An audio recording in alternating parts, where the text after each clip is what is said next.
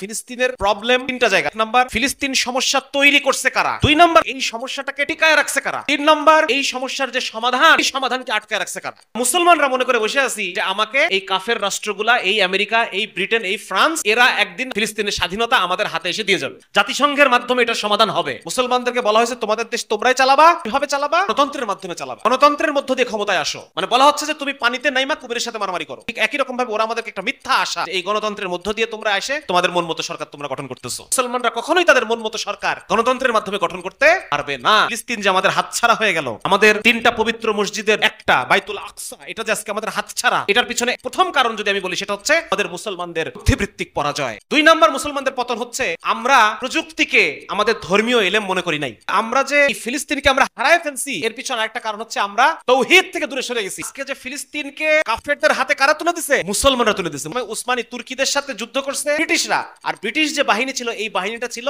এই ভারতের। ওই সময় ব্রিটিশ বাহিনীতে যারা যুদ্ধ করতেছিল তারা ছিল এই ভারতীয় উপমহাদেশের। মুসলমান সেনা, হিন্দু সেনা, শিখ সেনা, যতবার পর্যন্ত ফিলিস্তিনের জন্য শান্তিরক্ষী বাহিনী পাঠানোর প্ল্যান হয়েছে, ফিলিস্তিনের সমস্যাটা সমাধান করার জন্য যতবার সারা পৃথিবীর দেশগুলো একমত হয়েছে, ততবারই আমেরিকা ভেটো দিছে। এবং আমেরিকা ইসরায়েলকে প্রতি বছর $3 বিলিয়ন সামরিক খাতে সাহায্য করে। এই গণতন্ত্রটা হচ্ছে আমেরিকার সফট পাওয়ার। পৃথিবীতে যে যখনই গণতন্ত্রের মধ্যে ঢুকবে, সে অটোমেটিক্যালি সে আমেরিকার কবজার মধ্যে চলে আসবে। এই গণতন্ত্র হচ্ছে আমেরিকার ইকোসিস্টেম।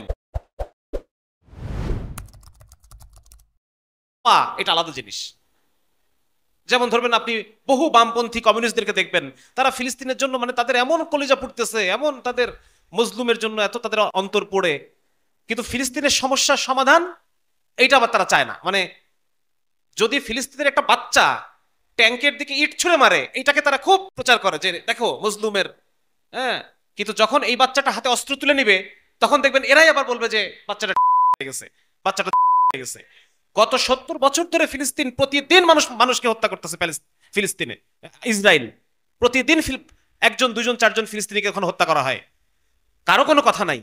যেই 7ই অক্টোবর একটা পাল্টা আক্রমণ করলো, এখন সবার কথা, সবাই এখন বলতেছে না এটা কি করলো, না এই কাজটা ঠিক হয় নাই, এভাবে আক্রমণ করা ঠিক হয় নাই, বিভিন্ন রকম আলোচনা। সুতরাং এই ধরনের যদি আমরা মানে নাকি কান্না করি, তাহলে পরে আমাদের এই আলোচনা ভালো লাগবে না। আর আমরা যদি আসলেই চাই যে না, ফিলিস্তিনের প্রবলেম তিনটা জায়গা। দেখেন আমি বলতেছি, এক নাম্বার, ফিলিস্তিন সমস্যা তৈরি করছে কারা? এক নাম্বার দেখতে হবে আমাদেরকে। দুই নাম্বার, আমাকে বলতে হবে যে এই সমস্যাটাকে টিকায় রাখছে কারা? ফিলিস্তিন সমস্যা তৈরি করছে কারা? দুই নাম্বার, এই সমস্যা টিকায় রাখছে কারা? তিন নাম্বার, এই সমস্যার যে সমাধান, এই সমাধানকে আটকায় রাখছে কারা? এই তিনটা জিনিস আমাদের খুঁজে বের করতে হবে। এবং এই তিনটা জিনিস আমি এই স্লাইডে আপনাদেরকে দেখানোর চেষ্টা করছি। এক নম্বর হচ্ছে ফিলিস্তিন সমস্যা তৈরি হচ্ছে কয়েকটা দেশ, মেইনলি ব্রিটেন, আজকে যারা ব্রিটিশরা, যারা ব্রিটিশ, ইংল্যান্ড, ব্রিটেন তৈরি করছে। দুই নম্বর হচ্ছে ফ্রান্স। তিন নম্বর হচ্ছে আমেরিকা এই সমস্যাটা তৈরি করছে। চার number League of Nations. League of Nations কারা? 1920 সালে, আজকে যেরকম আপনারা দেখেন জাতিসংঘ, এই জাতিসংঘের জন্ম হচ্ছে 1945 সালে। এই 45 সালের আগে 1920 সালে আরেকটা এরকম জাতিসংঘের মতো একটা সংগঠন তৈরি করছিল এই তথাকথিত ইউরোপিয়ান উন্নত দেশগুলো মিলে। সেই সংগঠনটার নাম ছিল লিগ অফ নেশনস। আমরা সামনের আলোচনায় দেখব যে তারা কিভাবে ফিলিস্তিন সমস্যাটা তৈরি করছে, এটা আমরা সামনে দেখব। দুই নম্বর হচ্ছে যদি বলি যে সমস্যা টিকায় রাখছে কারা, এই সমস্যাটা কারা এখনো পর্যন্ত গত 100 বছর এই সমস্যাটা কারা টিকায় রাখছে এই দুনিয়ার বুকে? এক নম্বর হচ্ছে আমেরিকা, দুই নম্বর হচ্ছে জাতিসংঘ, এবং তিন নম্বর সৌদি আরব। শুনতে খারাপ শোনা যেতে পারে, সৌদি আরবকে আমরা মক্কা মদিনার জন্য মোহাব্বত করি, কিন্তু এই কথাটা শুনতে খারাপ শোনা যেতে পারে যে সৌদি আরব ফিলিস্তিন সমস্যাকে টিকায় রাখছে। বাস্তবতা হচ্ছে এটাই যে হ্যাঁ, সৌদি আরব এই সমস্যাকে টিকায় রাখছে। তিন নম্বর হচ্ছে সমাধানকে আটকায় রাখছে কারা? সমাধান যখনই সমাধানের কথা ওঠে, তখনই কে ভেটো দেয়, কে আটকায় রাখে? বারবার আমরা দেখতে পাই, এক নম্বর হচ্ছে আমেরিকা, দুই নম্বর হচ্ছে জাতিসংঘ। মানে জাতিসংঘ নিজেই এমন একটা জিনিস, এমন একটা বস্তু, ও একা একাই আটকায় যায়, ওকে আটকানোর দরকার হয় না। ও এমন একটা, ওর একটা সাংগঠনিক কাঠামোটাই এরকম যে সে একা একাই আটকায় যায়, আর আগাইতে পারে না সামনে। কিন্তু আমরা মুসলমানরা মনে করে বসে আছি যে আমাকে এই কাফের রাষ্ট্রগুলা, এই আমেরিকা, এই ব্রিটেন, এই ফ্রান্স, এরা একদিন আমাদের ফিলিস্তিনের স্বাধীনতা আমাদের হাতে এসে দিয়ে যাবে, জাতিসংঘের মাধ্যমে এটার সমাধান হবে। এই যে মুসলমানদেরকে একটা মিথ্যা আশা, একটা ফলস আমাদেরকে বুঝায় বসায় রাখছে। সুতরাং এও সমান দায়ী, যে ফলস আশাটা আমার সামনে দিয়ে রাখছে, ওই ফলস আশাটাও এই ফিলিস্তিন সমস্যার সমাধান না হওয়ার জন্য সমানভাবে দায়ী। 3 নম্বর হচ্ছে আরব দেশগুলোর মধ্যে যে বিভক্তি, সিরিয়ান এবং ইরাকি এদের মধ্যে কোনো পার্থক্য নাই। এদের ভাষা এক, ধর্ম এক, সাংস্কৃতিক ভাবে এরা এক। তাহলে পার্থক্য কি? ওই যে একটা দাগ দিয়ে রাখছে মাঝখানে, খ্রিস্টানরা একটা দাগ দিয়ে রাখছে মাঝখানে, বুঝা গেছে না? সৌদি আরব আর জর্ডান, সিরিয়া এদের মধ্যে পার্থক্য কি? এরা সব ধর্মে মুসলমান, ভাষা আরবি। পার্থক্যটা কোথায়? ওই যে একটা মাঝখানে দাগ দিয়ে রাখছে, এই দাগের সীমানার এপার ওপার। এই তার মানে বোঝা যাচ্ছে যে আরবদের মধ্যে যে একটা জাতীয়তাবাদ, আমি ইরাকি, তুমি সিরিয়ান, তুমি সৌদি, তুমি মিশরি, তুমি তিউনিশিয়ার, এই যে ভাগ, আমাদের ভাষা এক, ধর্ম এক, তার ওদের ভাষা এক, ধর্ম এক, তারপর ওরা ভাগ। এই যে ভাগাভাগিটা, এই ভাগাভাগি হচ্ছে আরেকটা কারণ যার কারণে ফিলিস্তিন সমস্যার সমাধান কোনোদিনও হবে না, এই ভাগাভাগি যতদিন থাকবে। 4 নাম্বার হচ্ছে মুসলমানদেরকে, এটা আমি সামনে আপনাদের সামনে আলোচনা করবো, আপাতত একটু পরিচিত। মুসলমানদেরকে একটা মিথ্যা আশা দিয়ে রাখা হয়েছে। মুসলমানদেরকে বলা হয়েছে তোমাদের দেশ তোমরাই চালাবা। কিভাবে চালাবা? গণতন্ত্রের মাধ্যমে চালাবা, গণতন্ত্রের মধ্য দিয়ে ক্ষমতায় আসো। এই যে গণতন্ত্র জিনিসটা এমন একটা জিনিস, মানে বলা হচ্ছে যে তুমি পানিতে নাইমা কুমিরের সাথে মারামারি করো, আসো। পানিতে নেমে কোনোদিন কুমিরের সাথে পারা যাবে? সম্ভব এটা? ঠিক একই রকম ভাবে ওরা আমাদেরকে একটা মিথ্যা আশা যে এই গণতন্ত্রের মধ্য দিয়ে তোমরা এসে সরকারটাকে গঠন করো, তোমাদের মন মতো সরকার তোমরা গঠন করতেছো। কিন্তু আসলে আমরা কখনোই, মুসলমানরা কখনোই তাদের মন মতো সরকার গণতন্ত্রের মাধ্যমে গঠন করতে পারবে না। এটা বারবার ইতিহাসে প্রমাণিত, মিশরে প্রমাণিত হয়েছে বারবার। আলজেরিয়াতে গণতান্ত্রিক ইসলামী সরকার আসছে গণতান্ত্রিক পদ্ধতিতে, তাদেরকে থাকতে দেওয়া হয়নি, 3 মাসের মধ্যে তাদেরকে বের করে দেওয়া হয়েছে।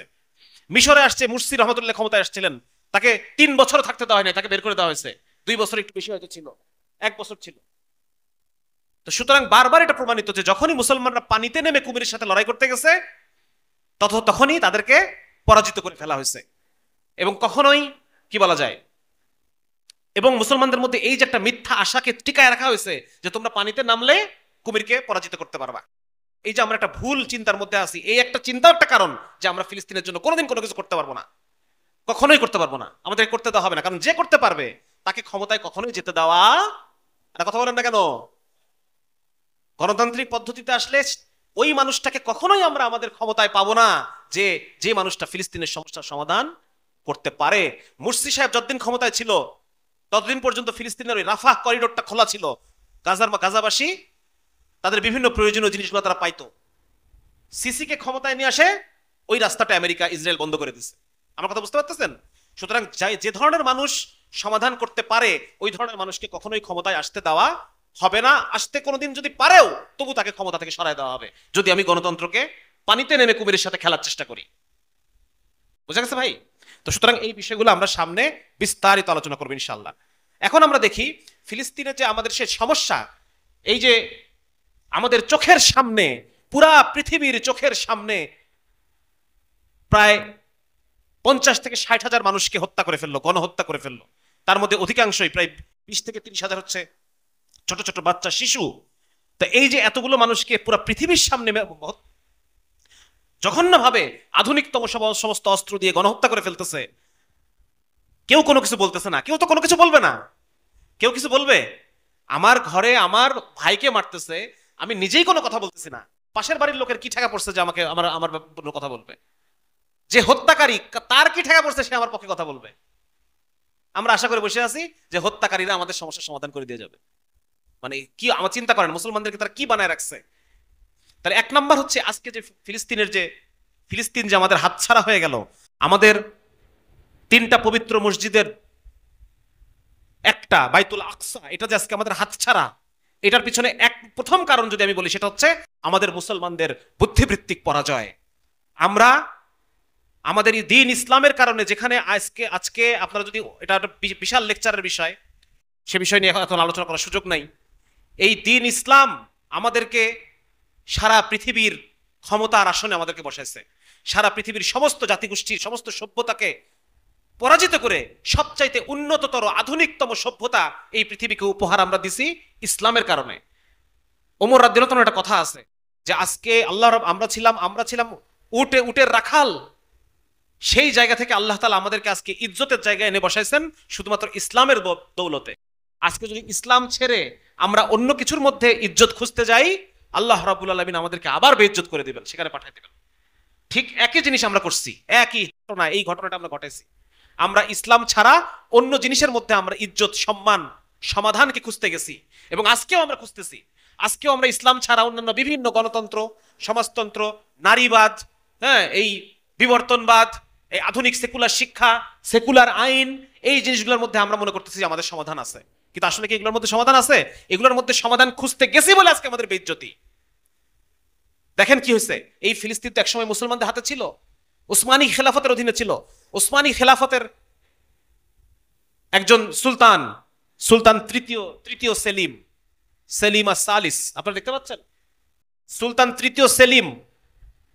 ওই সময়ে তখন উসমানী খেলাফত অনেকগুলা যুদ্ধে, রাশিয়ার সাথে যুদ্ধ, এইদিকে অস্ট্রিয়ার সাথে যুদ্ধ, বিভিন্ন জায়গায় যুদ্ধে তারা পরাজিত। যে কোনো কারণেই হোক, জয় পরাজয় তো আসেই।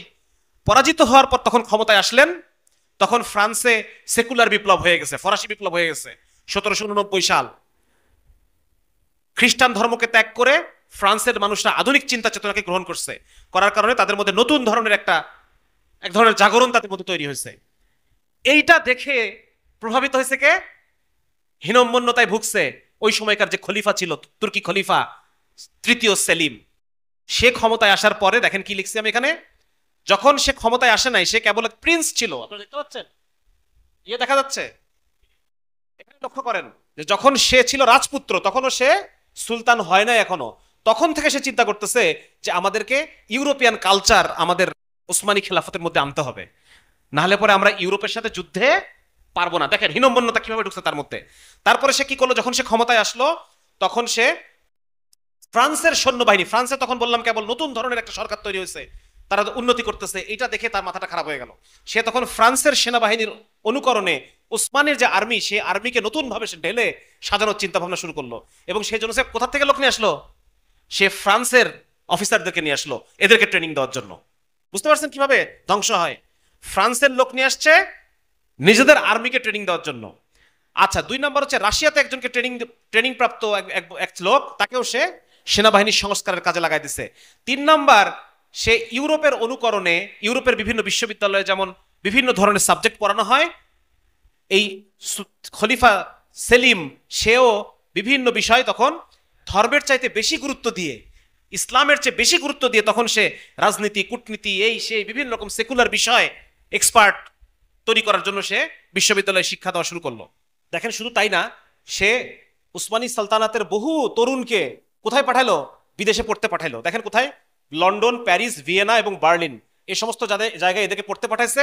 এবং এই ছেলেগুলা গিয়ে কি করলো, ওখানে ব্রেন ওয়াশ হয়ে ওদের কৃষ্টি, কালচার, ওদের ধর্মহীনতা, ওদের যে বেলেল্লাপনা কালচার, এইগুলোতে প্রভাবিত হয়ে তারা আবার দেশে ফেরত এসে এইগুলো আবার তখন অন্যদেরকে, বাকিদেরকে শেখানো শুরু করে।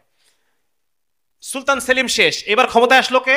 1808 সালে নতুন সুলতান, সুলতান মাহমুদ, দ্বিতীয় মাহমুদ, সেলিমের ভাই। সে তখন নতুন খলিফা হয়েছে। খলিফা হওয়ার পর সেলিম যা করছে রাগ ঢাক করে, একটু রেখে ঢেকে করছে। মাহমুদ আবার এটা মানে পশ্চিমাকরণ, পশ্চিমার সমস্ত মতদর্শ, আইন একদম ঢালাও ভাবে উসমানী খেলাফতে এটাকে পেস্ট করা শুরু করলো। দেখেন কি কি করছে, দেখেন সে পশ্চিমাকরণ করছে। 2 নম্বর, সমস্ত যত মন্ত্রণালয়, যত ধরনের যা কিছু ছিল, একদিন পর্যন্ত শাইখুল ইসলাম নামে একটা পদ ছিল, এই শাইখুল ইসলামের পদের মতামত খলিফা মানতে একরকম বাধ্য ছিল, শাইখুল ইসলাম যে পদটা। এখন উনি এসে কি করলো, শাইখুল ইসলামটাকে ধর্ম মন্ত্রণালয় নামে একটা আলাদা মন্ত্রণালয় করলো, ওখানে শাইখুল ইসলামকে, তার মানে খলিফা কি হয়ে গেল, এখন ফ্রি হয়ে গেল। হ্যাঁ, এইরকম করে বিভিন্ন মন্ত্রণালয়গুলোকে সে, মন্ত্রণালয়, আর্মি, বিশ্ববিদ্যালয়, আমলাতন্ত্র, সমস্ত কিছুকে সে ইউরোপের মতো করে হুবহু কপি পেস্ট করে বানায় দিল। 3 নম্বর হচ্ছে সে কি করলো, এই দুজন ছিল মূল হোতা, মাহমুদ সাইদ পাশা এবং হুসরেফ পাশা, এই 2 জন। এবং সে আরেকটা কাজ করলো, সে মদের উপর থেকে যে বিধিনিষেধ ছিল খেলাফতের মধ্যে, এই বিধিনিষেধকে কমায় দিল। এমনকি সে নিজেও মাঝে মাঝে তার মন্ত্রীদের সাথে নিয়ে মদ পান করত বলে ইতিহাসে লেখা আছে। 4 নম্বর হচ্ছে, এতদিন পর্যন্ত উসমানী বাহিনীর যে ইউনিফর্ম ছিল এরকম বড় লম্বা, এরপর থেকে সে কি করলো, পশ্চিমে ফ্রান্সের সেনাবাহিনীর মতো করে সে শর্ট শার্ট, এখনকার যেরকম আমরা দেখি প্যান্ট, ওই রকম ইন করা প্যান্ট, শার্টের সাথে ইন করা প্যান্ট, ওই ড্রেস সে নিয়ে এসে দিল। এবং সেই সাথে মাহমুদ বিনা হিসাবে ইউরোপের সমস্ত আইন সবকিছু সে কোরআনের শরিয়া আইনের বদলে এই ফ্রান্সের আইনের আদলে বিভিন্ন আইনগুলা সে করতে লাগলো। এরপরে যখন মাহমুদ মারা গেল, মাহমুদ মারা যাওয়ার পরে তখন নতুন যিনি খলিফা আসলো সুলতান আব্দুল মাজিদ ফার্স্ট আব্দুল মাজিদ ক্ষমতায় এসে তখন নতুন একটা তানজিমাত নামে নতুন এক ধরনের সংস্কার উনি করে ফেললেন। তানজিমাত, এটা কত সালে?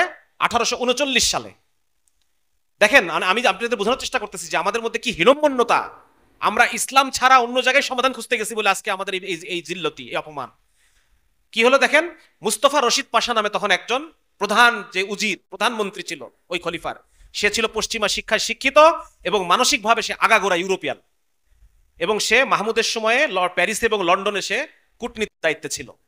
ওখান থেকে সে ওই জীবনযাত্রা দেখে এসে ব্রেনটা ওয়াশ হয়ে আসে, সে এখানে আসার পরে সে এই তানজিমাত নামে জিনিসটা সে শুরু করলো। আরো কয়েকজন ছিল, মিদহাত পাশা, এই কয়টার নাম আপনাদেরকে আমি স্লাইডটা দিয়ে দিব, আপনারা এটা পুরোটা স্টাডি করবেন, পুরোটা পড়বেন, ঠিক আছে? আচ্ছা, সে পুরা ওসমানী খেলাফতের সবকিছুকে সে পরিবর্তন করে দিল, ইসলামী শরিয়া আইনকে পুরোপুরিভাবে বন্ধ করে দিল। আপনারা দেখবেন যে পরবর্তী 40 বছর ধরে তুরস্কে 1839 সাল থেকে শুরু করে 1876 সাল পর্যন্ত কত বছর হয়? প্রায় 36 বছর। এই 36 বছর উসমানী খেলাফত, একটা খেলাফত চলতেছে, কোরআনের আইন নাই। চিন্তা করছেন কি পরিমাণ হীনম্মন্য? খেলাফত চলতেছে কিন্তু কোরআনের আইন নাই, ফরাসি আইন। সর্বপ্রথম কি মিল্লাত প্রথা ছিল একটা। মিল্লাত মানে হচ্ছে মুসলমানরা হলো সবচাইতে টপ ক্লাস সিটিজেন, অমুসলমানরা সেকেন্ড ক্লাস, বুঝা গেছে? মিল্লাত এইটাকে তারা বাদ দিয়ে দিল, দিয়ে মুসলমান অমুসলমান সবাই সমান। খেলাফতে কি তাই হবে নাকি? সবাই সমান? এই সব সমান করে দিল। 2 নাম্বার হচ্ছে ধর্মীয় শিক্ষার তুলনায় সেকুলার শিক্ষাকে অধিক গুরুত্ব দেওয়া হলো। ফরাসি আইনকে, এই যে তারা একটা চুক্তি স্বাক্ষর করলো ফ্রান্সের সাথে, এখন থেকে ইউরোপিয়ান যত সিস্টেম, পাবলিক ল এবং সিস্টেম অফ ইউরোপ, এই পুরাটাই ওসমানী খিলাফতে এখন থেকে প্রচলন হবে। ঠিক যেরকম এখন বাংলাদেশ ইন্টারন্যাশনাল যে ক্রিমিনাল ল, এগুলোতে বাংলাদেশ সই করছে, কিন্তু যার কারণে আমরা কোরআনের আইন কিন্তু পাই না। ইন্টারন্যাশনাল যে আইন, ওই আইন বাংলাদেশ মানতে বাধ্য, কারণ ইন্টারন্যাশনালে সই করে আসছে। ওই একই রকম ভাবে ওসমানী খেলাফত ওই সময় ইন্টারন্যাশনালে সই করে আসলো যে আমরা এখন থেকে ইউরোপিয়ান সমস্ত আইন গ্রহণ করব। আর কি কি তারা করলো? মুরতাদের শাস্তিকে তারা বন্ধ করে দিল। তার ফলে কি হলো? নাস্তিকবাদ বাইরে গেল। 2 নাম্বার হচ্ছে জিজিয়া কর। অমুসলমানরা একদিন পর্যন্ত খেলাফতে জিজিয়া কর দিত, এখন থেকে অমুসলমান আর কোনো জিজিয়া দিবে না। 3 নাম্বার হচ্ছে অমুসলমানরা সেনাবাহিনীতে যোগদান করতে পারতো না। কারণ কি? কারণ তারা বিপক্ষ দলের হয়ে কাজ করতে পারে, নাকি শত্রুর হয়ে ক্ষতি করতে পারে। এখন থেকে অমুসলমানদেরকে সেনাবাহিনীতে গ্রহণ করা হবে এখন থেকে, এই 1839 সালের পর থেকে। 4 নাম্বার কি? সমকামিতাকে বৈধতা দান করা হলো। নাউজুবিল্লাহ মিন যালিক। একটা খেলাফতে সমকামিতাকে বৈধতা দান করা হয়েছে সেই সময়। তাহলে আমাদের মুসলমানদের চিন্তা চেতনা এত পরিমাণ মানে কলুষিত হয়ে গেছে এবং এত পরিমাণ আমরা হীনম্মন্য হয়ে গেছি। মূল উদ্দেশ্য কি?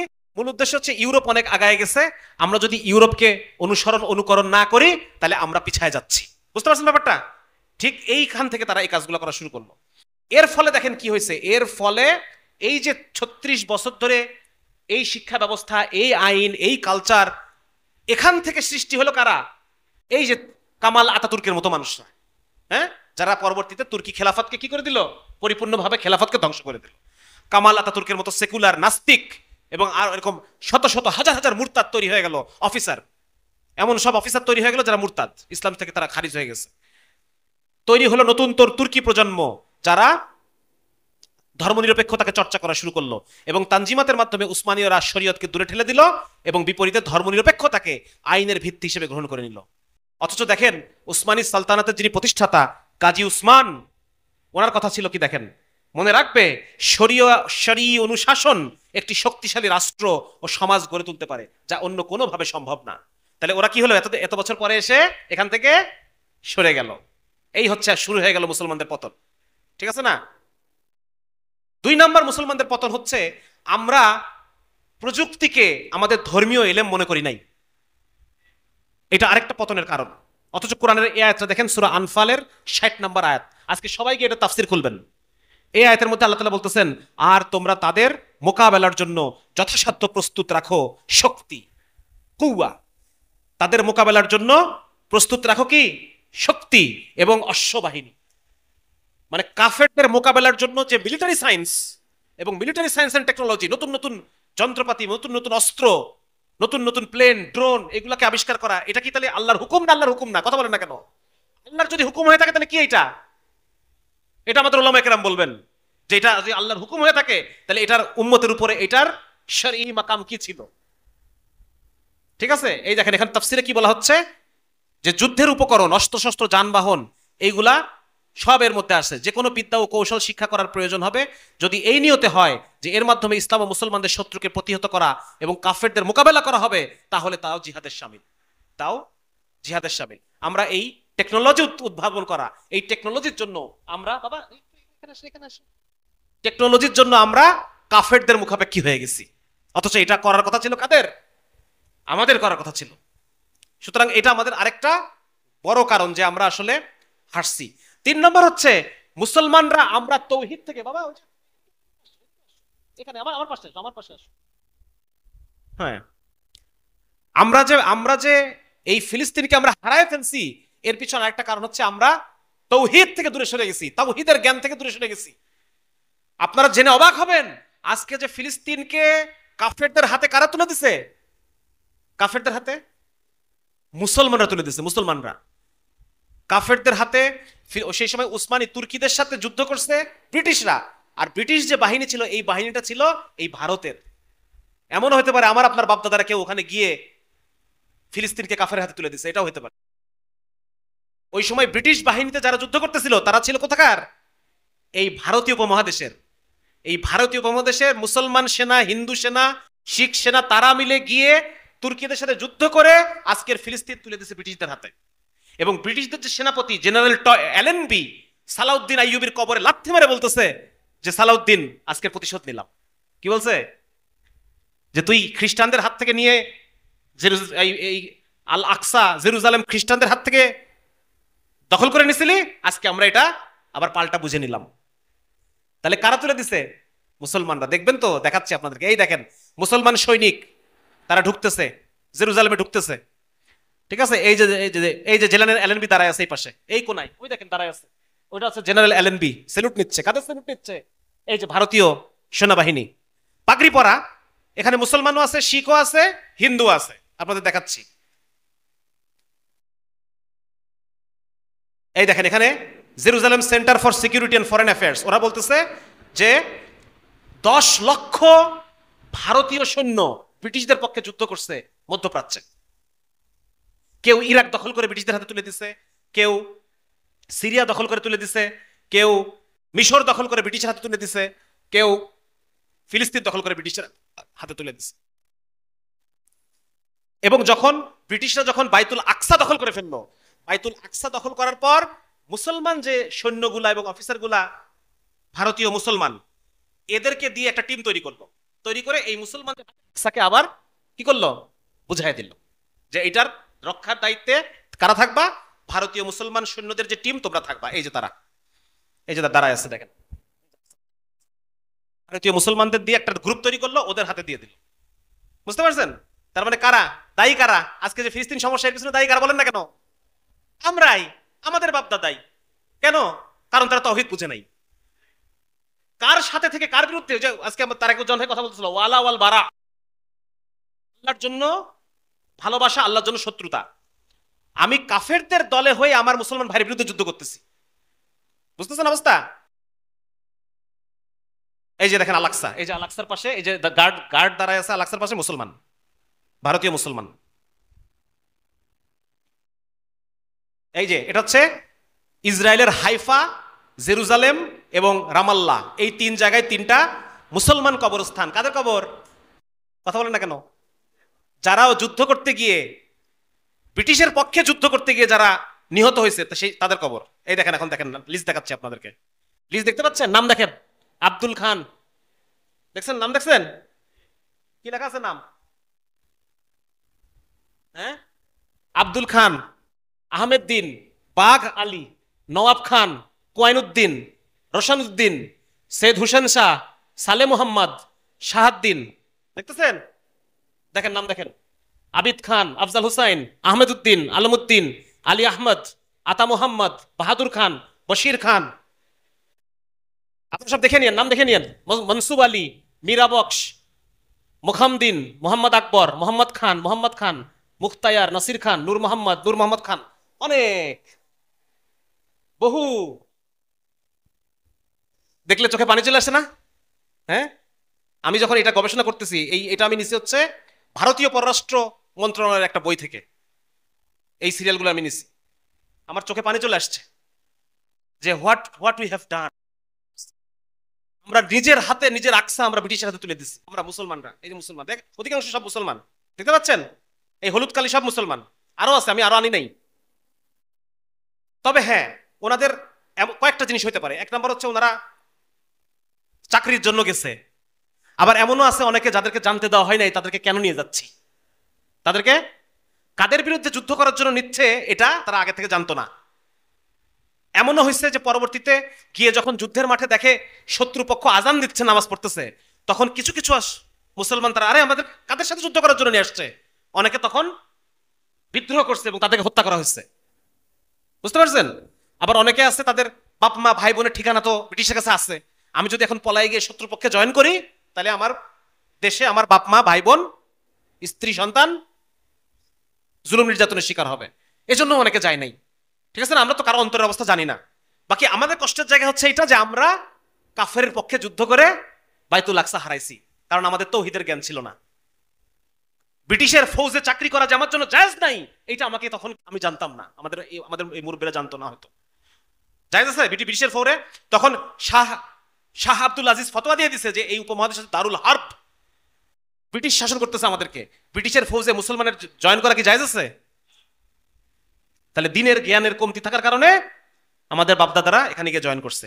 এই দেখেন আল্লাহ তাআলা তাদেরকে জান্নাত দান করুক, শহীদ। সিঙ্গাপুরে তারা যুদ্ধ করতেছিল, সিঙ্গাপুরে তুর্কিদের বিরুদ্ধে যুদ্ধ করতে চায় নাই তারা, তাদেরকে সারিবদ্ধভাবে নিয়ে যে ফায়ার করে মেরে ফেলতেছে আমাদের ভারতীয় ভাইরা। তারা বলছে আমরা যুদ্ধ করবো না, মুসলমান ভাইয়ের বিরুদ্ধে আমরা যুদ্ধ করবো না, তখন ব্রিটিশরা যেভাবে গুলি করে মেরে দিচ্ছে। সুতরাং কষ্টের জায়গা হচ্ছে এটা যে আমরা মুসলমানরা এটা করছি। আবার দেখেন কি লিখছে, দেখেন যখন জেরুজালেম ব্রিটিশরা দখল করলো তখন ইউরোপিয়ানরা কি পরিমাণ খুশি দেখছেন, যে ব্রিটিশরা উদ্ধার করছে জেরুজালেমকে মুসলমানদের হাত থেকে, মুসলিম রুল পেপার, ওদের পেপার। যাই হোক, এসব কষ্টের কথা, এগুলো কষ্টের কথা শুনলে আর ভাল লাগে না।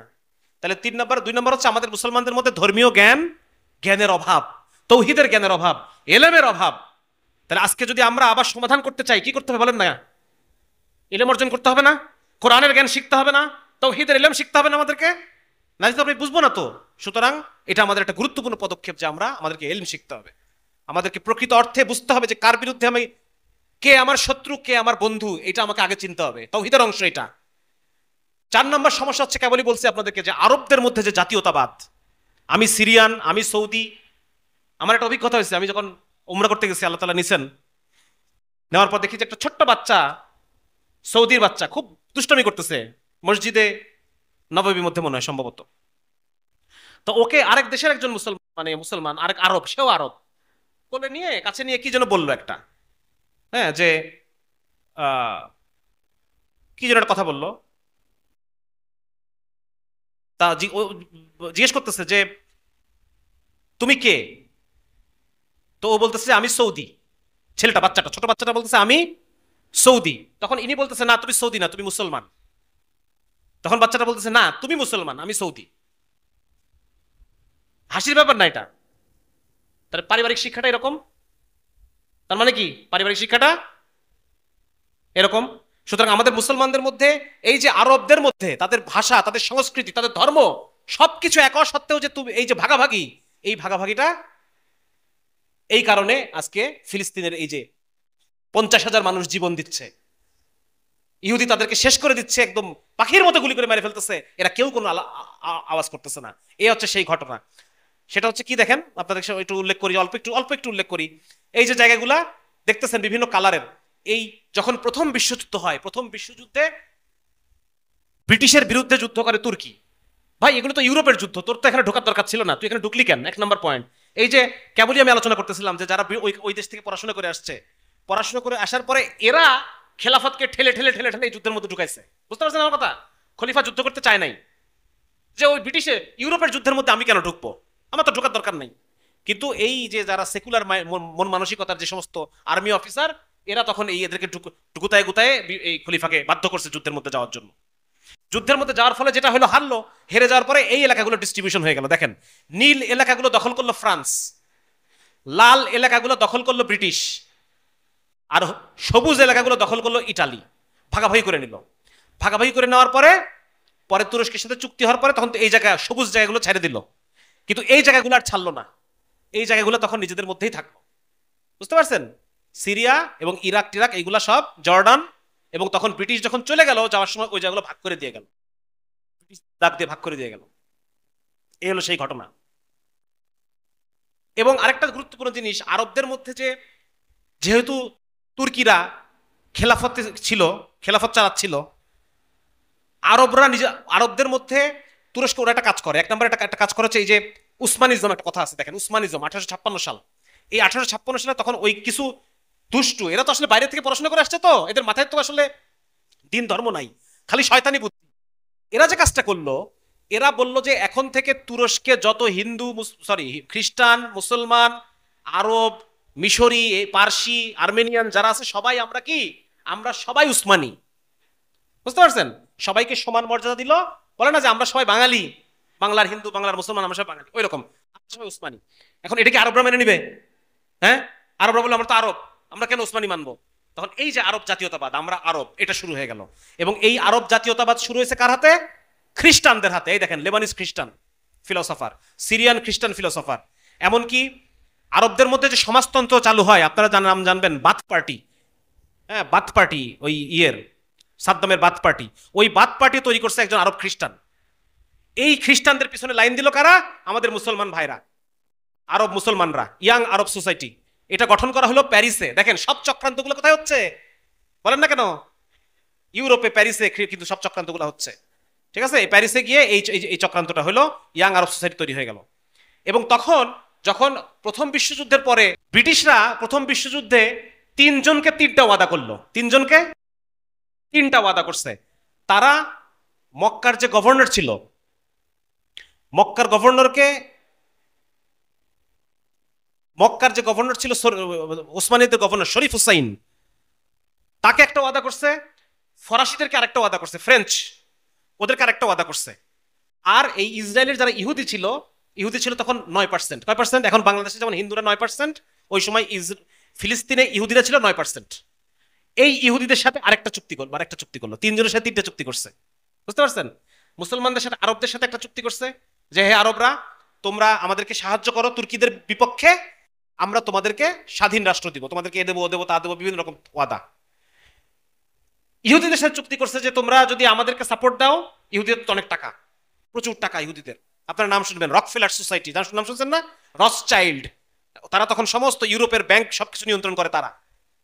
হ্যাঁ, এরা তখন বলতেছে তোমরা আমাদেরকে ঋণ দাও, আমরা অস্ত্র কিনবো, যুদ্ধ করব, এর বদলে কি চাও? এর বদলে চাইয়ে তোমরা আমাকে ইসরায়েল রাষ্ট্র প্রতিষ্ঠা করে দিবা। ব্রিটিশ বলছে ঠিক আছে। আর ফরাসিদের সাথে সাইকোস পিকোস চুক্তি নামে একটা, সাইকস পিকো চুক্তি, তারা ওই এলাকাগুলো নিজেদের মধ্যে ভাগ বটরা করে নেবে কিভাবে, এটা হলো। কিন্তু শেষ পর্যন্ত তিনজনের কারোর সাথেই তারা চুক্তি রক্ষা করতে পারে নাই। বুঝতে পারছেন?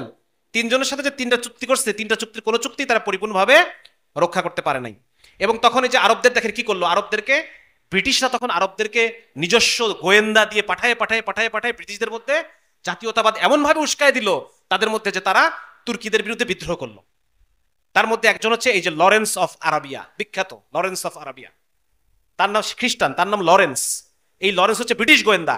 এই ব্রিটিশ গোয়েন্দা আরবদের মধ্যে থেকে থেকে থেকে থেকে আরবদের মধ্যে বিদ্রোহ তৈরি করে দিল, যে ওসমানীদের যেন তারা পরাজিত করতে পারে।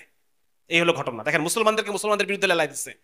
এবং তখন আরবদের জন্য তারা মিশরে যেই ব্রিটিশ সৈন্যরা রয়েছে, ওই ব্রিটিশ সৈনিকরা আরবদের যারা বিদ্রোহ করবে তাদের জন্য একটা পতাকা তৈরি করে দেয়, একটা, এই সেই পতাকা, এই দেখেন এই পতাকা। এখন দেখেন সমস্ত আরব দেশগুলোর পতাকা একই কালারের, দেখছেন? হ্যাঁ, এই ইরাকের পতাকা, আরব আমিরাতের পতাকা, জর্ডানের পতাকা, ফিলিস্তিনের পতাকা, মিশরের পতাকা, সুদানের পতাকা, সিরিয়া, ইয়েমেন, কুয়েত, সবার পতাকায় একই পতাকা, আরব বিদ্রোহের পতাকা। তাহলে এই পতাকাগুলো, এই যে ভাগাভাগি, এটা কাদের তৈরি বলেন না কেন? এটা কাদের তৈরি? এটা কাফেরা তৈরি করে দিয়ে গেছে আমাদেরকে। হ্যাঁ, তা তুমি এটা টিকায় রাখছো কিসের জন্য? কাফেরা তৈরি করে দিয়ে গেছে, তোমার ধর্ম এক, ভাষা এক, সব এক, তুমি এই কাফেরদের পতাকা নিয়ে বসে আছো আর টিকায় রাখছো, আর বলতেছো যে আমরা ফিলিস্তিনের স্বাধীনতা চাই, ফিলিস্তিনের স্বাধীনতা চাই। তুমি তো টিকায় রাখছো ফিলিস্তিন সমস্যা। আমার কথা বুঝতে পারতেছেন আপনারা? এগুলো সব এদের ষড়যন্ত্র। এবং এই যে তিনটা পরস্পর বিরোধী চুক্তি, হ্যাঁ, তিনটা পরস্পর বিরোধী চুক্তি তারা করলো, যেটা কোনোটাই তারা রক্ষা করে নাই। এই সব কিছু ভাগাভাগি হয়ে গেল। 4 নম্বর সমস্যা কি? 4 নম্বর সমস্যা হচ্ছে, 4 নম্বর প্রবলেম হচ্ছে জাতিসংঘ। মুসলমানরা আমরা জাতিসংঘের কাছে সমাধান চাই, এটা আমাদের সমস্যা। কারণ এই জাতিসংঘ এটা নন ফাংশনাল, কোনো কাজ করে না, এটা কাজ করতে পারে না। জাতিসংঘের আগের যে ভার্সন ছিল, আমি বললাম লিগ অফ নেশনস, তাই না? জাতিসংঘের আগের যে ভার্সন, এই লিগ অফ নেশনস এর উপর দায়িত্ব ছিল আরবের যে ভূখণ্ড, এইটাকে 3 ভাগে ভাগ করে 3 জনকে বুঝাই দেওয়া। তাহলে সমস্যা শুরুর পিছনে জাতিসংঘের হাত আছে? হ্যাঁ, তা যে সমস্যা শুরু করছে সে কি আমার সমাধান করে দেবে? আপনি বুঝতে পারছেন ব্যাপারটা কি বলতেছে আমি? সমস্যা শুরুই করছিস তুই তো আসামি, এই জাতিসংঘ তো আসামি।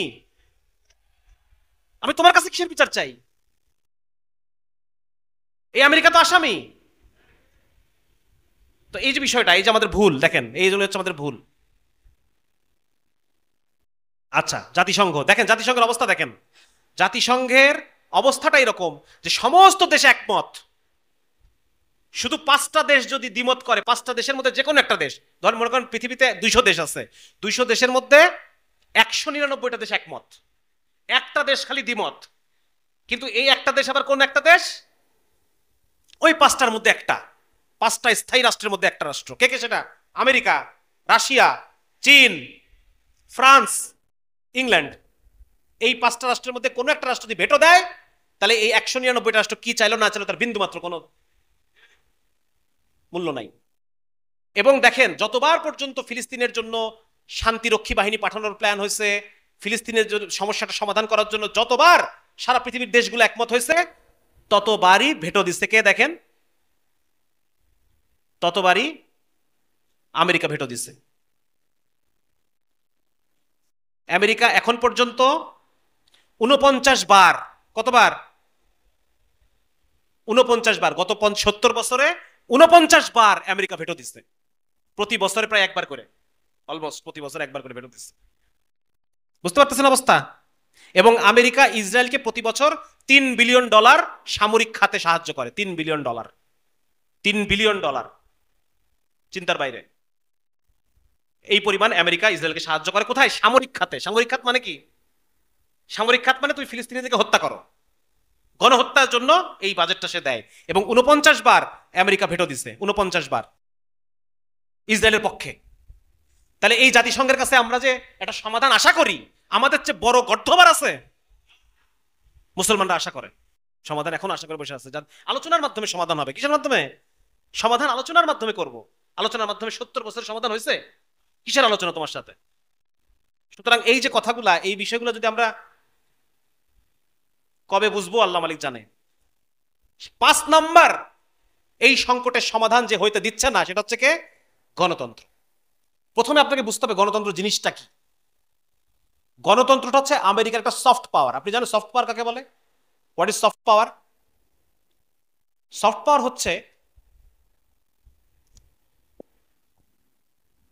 ধরেন যে একটা হচ্ছে হার্ড পাওয়ার। হার্ড পাওয়ার মানে হলো আমি আপনাকে দিয়ে করাবো, আপনাকে দিয়ে আমি আমার কাজটা করাবো, আপনাকে দিয়ে আমার কাজটা করাবো। এটা আমি আপনার ঘাট ধরে করাতে পারি, মিলিটারি পাওয়ার। অথবা আমি আপনার খাওয়া দাওয়া বন্ধ করে দিব, আপনি পেটের কষ্টে আপনি আমার কাজটা করে দেবেন। একটা মিলিটারি পাওয়ার, এটা ইকোনমিক পাওয়ার। এটা হচ্ছে কি পাওয়ার? হার্ড পাওয়ার। আর সফট পাওয়ার কি?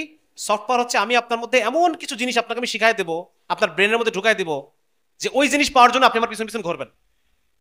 আমি বুঝতে পারছি কি? মনে করেন আপনাকে আমি একটু একদিন কাছে করে নিয়ে আপনাকে আমি দুই গ্লাস মদ খাওয়াই দিলাম। 2 গ্লাস কি খাওয়াই দিলাম? মদ। আপনার মধ্যে মদের চাহিদা তৈরি হয়ে গেছে। এখন ওই মদ পাওয়ার জন্য আপনি আমার পিছন পিছন ঘুরতেছেন। আমি যা বলবো আপনি তাই করবেন। এটাকে বলে সফট পাওয়ার। কি বলে? আমি আপনাকে সরাসরি আপনাকে বাধ্য করি নাই, আপনি নিজেই ঘুরতেছেন আমার পিছনে। যখন আমেরিকার সাথে রাশিয়ার সম্পর্ক খারাপ, সোভিয়েত ইউনিয়নের সম্পর্ক খারাপ, তখন একটা তো হার্ড পাওয়ার, যুদ্ধ চলতেছে, অর্থনৈতিক ইয়ে চলতেছে, বিভিন্ন রকম সমস্যা। আরেকটা জিনিস তারা করতেছে, সেটা হচ্ছে সফট পাওয়ার। সফট পাওয়ার কি? রাশিয়া বলতেছে যে আমি আমার পক্ষে আসো, আমি তোমাদের জন্য সমতা, সাম্যবাদ, সমস্ত মানুষ হবে সমান, তোমাদের জন্য আমি সাম্যবাদের ব্যবস্থা করব, সমাজতন্ত্রের ব্যবস্থা করব। তোমাদের জন্য আমেরিকা তোমাদের উপরে যে জুলুম করে সাম্রাজ্যবাদ, এই সাম্রাজ্যবাদের বিরুদ্ধে আমরা আছি। হ্যাঁ, তোমাদের ব্রিটিশ তোমাদের উপর এতদিন ধরে উপনিবেশ ইয়ে করছে, চাপায় চাপায় দিচ্ছে, এটার বিরুদ্ধে আমরা আছি, আমাদের পক্ষে আসো, সামাজিক সবাই সমান মর্যাদার। হ্যাঁ, তারপর রাশিয়াতে প্রচুর মানুষ উচ্চ শিক্ষার জন্য যাইতো, এইগুলা কি সফট পাওয়ার, এইগুলা মানুষকে আকর্ষণ করে, মানুষকে কি করে, এগুলোর চাহিদা যার মধ্যে আছে, যেমন ধরেন যার মধ্যে সমস্ত মানুষ সমান এটা চিন্তা করার যা টেন্ডেন্সি আছে, সে তখন রাশিয়ার সাইডে চলে যাবে। বুঝতে পারছেন ব্যাপারটা? এটাই কি বলে সফট পাওয়ার। যেমন ধরেন আওয়ামী লীগ, আওয়ামী লীগের তো একটা হার্ড পাওয়ার, এই র্যাব এই হাবি জাবি এগুলো হচ্ছে হার্ড পাওয়ার, বাধ্য করছে অনেক মানুষকে।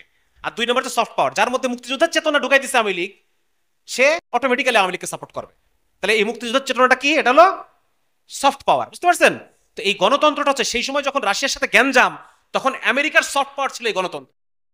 রাশিয়া বলতেছে যে আমরা তোমাদের সামাজিকভাবে তোমরা সবাই সমান করে দিব, আসো। আর আমেরিকা বলছে তোমাদেরকে গণতন্ত্র দিব, তোমরা আমার পক্ষে আসো।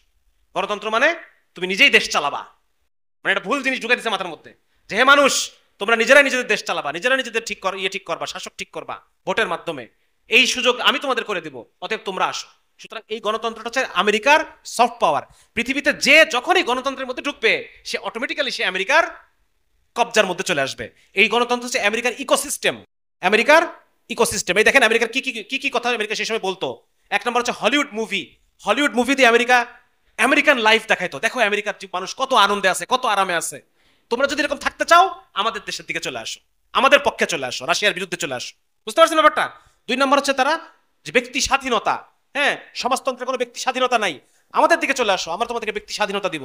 সমাজতন্ত্রে কোনো ব্যক্তি মালিকানা সম্পদের নাই, এন্টারপ্রেনারশিপ নাই, ব্যবসা করতে পারবা না, আমাদের দিকে আসো, তোমরা ফ্রি ব্যবসা করবা। ঠিক আছে?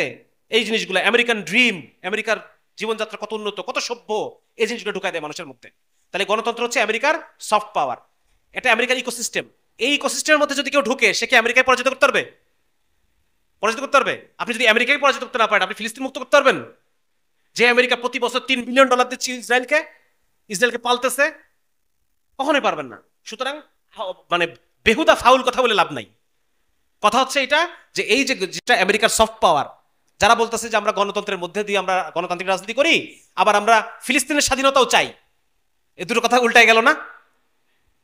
হ্যাঁ, আমি পানিতে নামবো, নেমে আমি কুমিরের কাছ থেকে ফিলিস্তিন আদায় করে নিয়ে এসে আমি ফিলিস্তিনকে সিদ্ধান্ত, এটা এটা হলো ব্যাপারটা? লক্ষ্য করতে পারছেন যে আমি কুমিরের ইকোসিস্টেমে ঢুকা আমি কুমিরকে পরাজিত করার চিন্তা করতেছি, কুমিরের প্ল্যানকে ভন্ডুল করে দেওয়ার চিন্তা করতেছি। আমরা এই এই পর্যায়ে এই আমাদের বুদ্ধি বিবেচনাকে এই পর্যায়ে নামায় আনতে পারছে, আমাদের মধ্যে গণতন্ত্রের চাহিদা তৈরি করে দিছে। যেখানে আমেরিকা স্থায়ী মিত্র পাইছে, সেখানে রাজতন্ত্র থাক, স্বৈরতন্ত্র থাক, সব ঠিক আছে, সৌদি আরব। আর যেখানে আমেরিকা স্থায়ী কোনো মিত্র এখন পর্যন্ত পায় নাই, সেখানে গণতন্ত্র।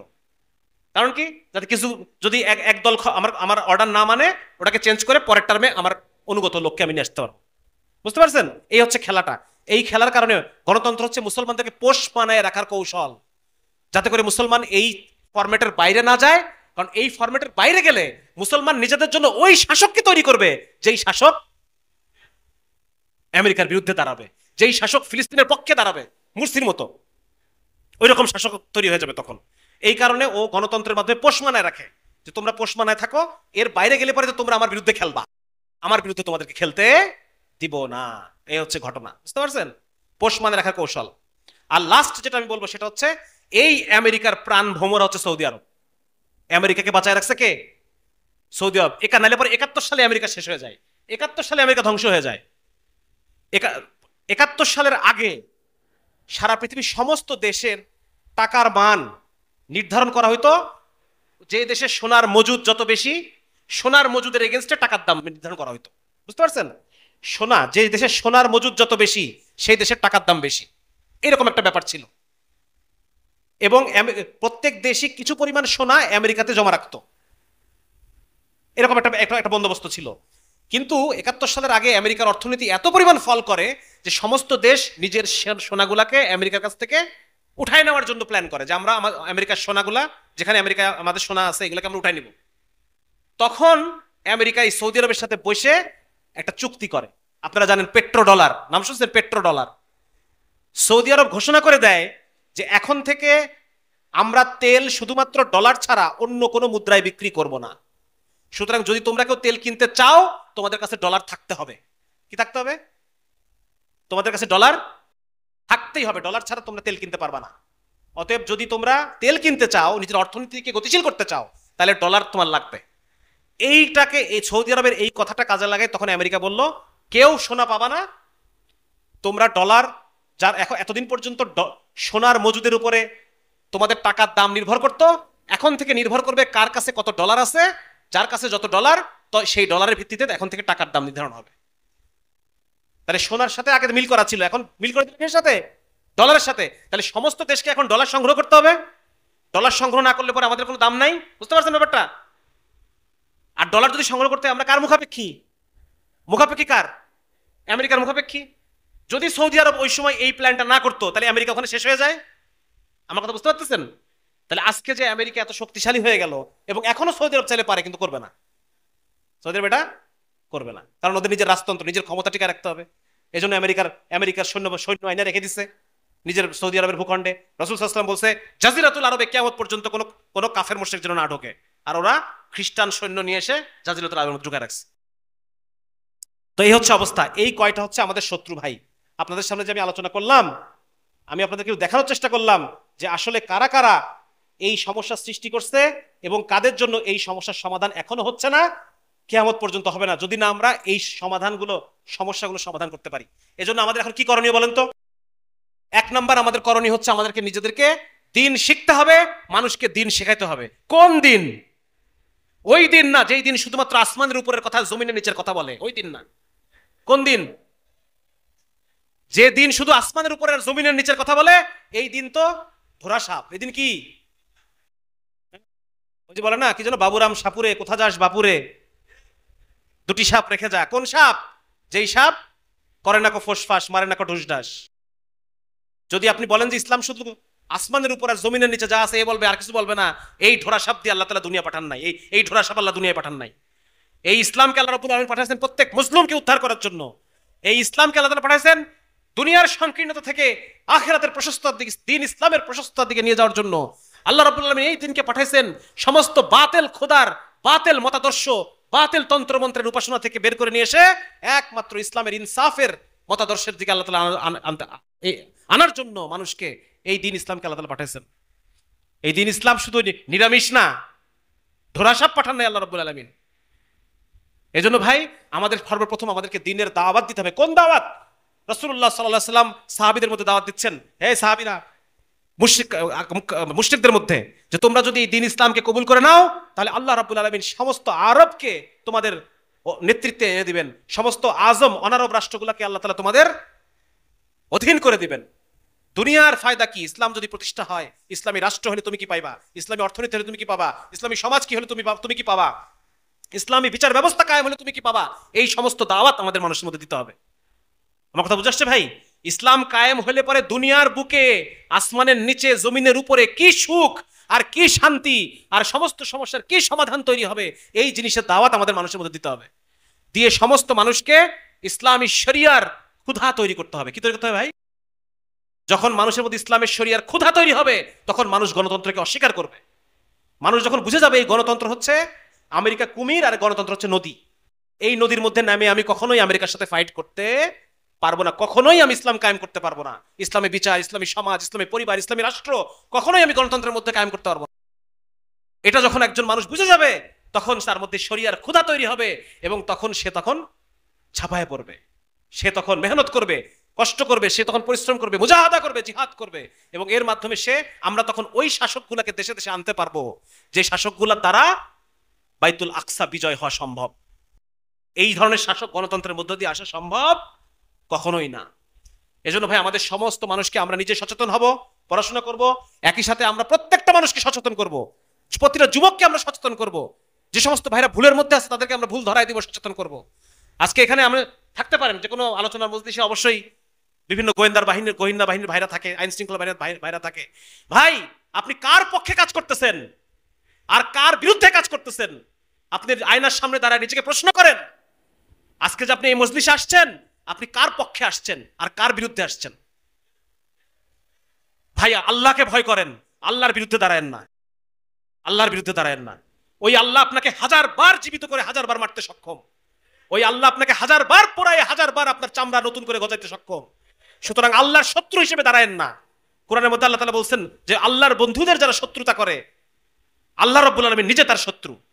সুতরাং আজকে আপনারা রিজিকের নামে, হুকুমের গোলামির নামে আপনারা আজকে আল্লাহকে শত্রু বানায় ফেলছেন, এবং এর এর এর কাফফারা আপনারা কত জনম ধরে দিবেন, কত জনম ধরে দিবেন, এটা আপনারা নিজেরা হিসাব করে নিয়েন। আপনারা কার পক্ষে কাজ করতেছেন, আজকে কার পক্ষ হয়ে কার বিরুদ্ধে জুলুম করতেছেন, এটা আপনারা খুব ভেবে নিয়েন। এই জন্য আজকে যারা উপস্থিত আছেন, আপনারা যারা যারা আমার আলোচনা শুনবেন, সবার উদ্দেশ্যে বলতেছি, যারা যারা মুসলমান, যারা অন্তরে আল্লাহর মহাব্বত, রাসূলের মহাব্বত আছে, ভাই আপনি ইসলামকে স্টাডি করেন, ইসলাম সম্পর্কে পরিপূর্ণভাবে জানেন, ইসলাম আল্লাহ রাব্বুল আলামিন কেন এই জমিনের বুকে পাঠালো সেটা আপনি জানেন, এবং আপনি ইসলামের পক্ষে কাজ করেন। রিজিকের মালিক একমাত্র আল্লাহ। ওই আল্লাহ আপনাকে এই চাকরি ছাড়াও রিজিক দিতে পারেন, আর আল্লাহ যদি চান ওই চাকরির মধ্যে আপনাকে সুইসাইড করাইতে পারেন। পারেন কি পারেন না ভাই?